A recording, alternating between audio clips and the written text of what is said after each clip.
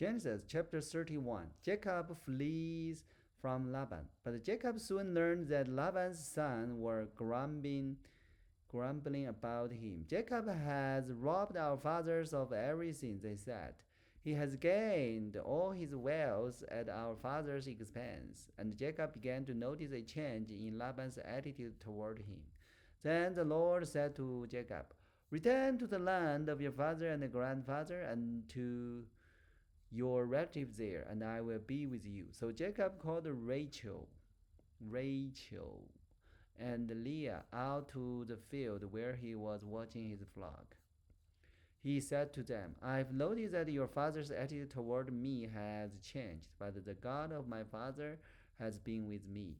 You know how hard I had worked for your father, but he has cheated me, changed my wage 10 times. But God has not allowed him to do me any harm.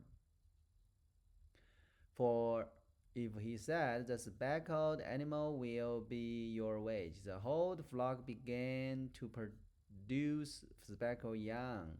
And when he changed his mind, said, 'The striped animal will be your wage,' then the whole flock produced striped young.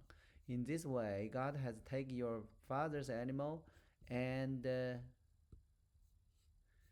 gives them to me. One time during the mating season, I have a dream and saw that the male goat mating with the female were streaked, speckled, and spotted. Then in my dream, the angel of God said to me, 'Jacob,' and I replied, 'Yes, here I am.'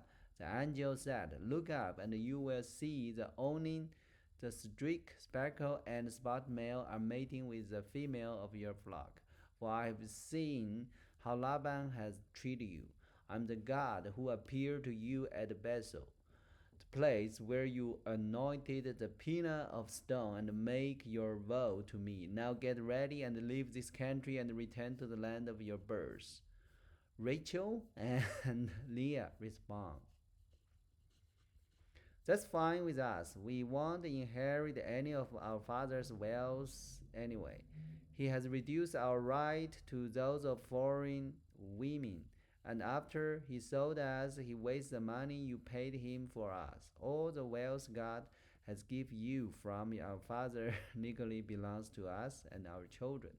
So go ahead and do whatever God has told you." Rachel. So Jacob put his wives and children on camels, and he drove all his livestock in front of him. He packed all the belongings he had acquired in Pandaram and set out for the land of Canaan, where his father Isaac lived. At the time they left, Laban was some distance away, shearing his sheep. Rachel stoned her father's household idols and took them with her. Jacob outwitted Laban the Aramean, for they set out secretly and never told Laban they were leaving. So Jacob took all his possessions with him and crossed the Euphrates River, heading for the hill country of Gilead. Laban pursues Jacob. 3 days later, Laban was told that Jacob had fled, so he gathered a group of his relatives and set out in hot pursuit. He caught up with Jacob 7 days later in the hill country of Gilead. But the previous night, God had appeared to Laban the Aramean in the dream and told him, "I'm warning you, leave Jacob alone." Laban caught up with Jacob as he was camped in the hill country of Gilead, and he set up his camp not far from Jacob. "What do you mean by deceive me like this?" Laban replied, "How dare you drag my daughter away like a prisoner of war? Why did you slip away secretly? Why did you deceive me? And why didn't you say you want to leave? I would have given you a farewell feast with singing and music, accompanied by tambourines and harps. Why didn't you let me kiss my daughters and grandchildren and tell them goodbye? You have acted very foolishly. I could destroy you, but the God of your father appeared to me last night and warned me, leave Jacob alone. I can understand your feeling that you must go and your intense longing for your father's home, but why have you stoned my gods? I rushed away because I was afraid, Jacob answered. I thought you would take your daughter from me by force, but as for your God, see if you can find them and let the person who has taken them die. And if you find anything else that belongs to you, identify it and before all this relative of ours, and I will give it back. But Jacob did not know that Rachel had stoned the household idol. Laban went first into Jacob's tent to search there, then into Leah's, and then the tents of the two servants' wives, but he found nothing. Finally, he went in Rachel's tent, but Rachel had taken that household idol and hid them in her camel sandal, and now she was sitting on them. When Laban has sorrowfully searched her tent without finding them, she said to her father, please, sir, forgive me if I don't get up for you. I'm having my monthly period. So Laban continued his search, but he could not find the household idols. Then Jacob became very angry and he challenged Laban. What's my crime? He demanded. What have I done wrong to make you chase after me as though I were a criminal? You have rummaged through everything I own. Now show me what you found that belongs to you. Set it out here in front of us before our relatives for all to see. Let them judge between us. For 20 years I've been with you, caring for your flocks. In all the time your sheep and goat never miscarried.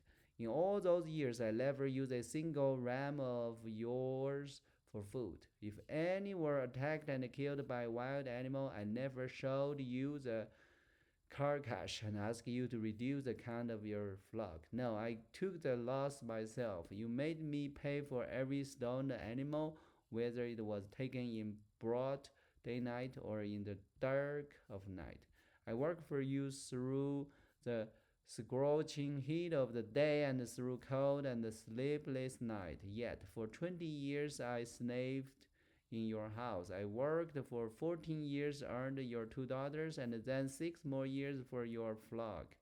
And you changed my wage 10 times. In fact, if the God of my father has not been on my side, the God of Abraham and the fearsome God of Isaac, you would have sent me away empty-handed. But God has sent me abuse and my hard work. Your abuse has seen your abuse and my hard work. That is why he appeared to you last night and rebuked you.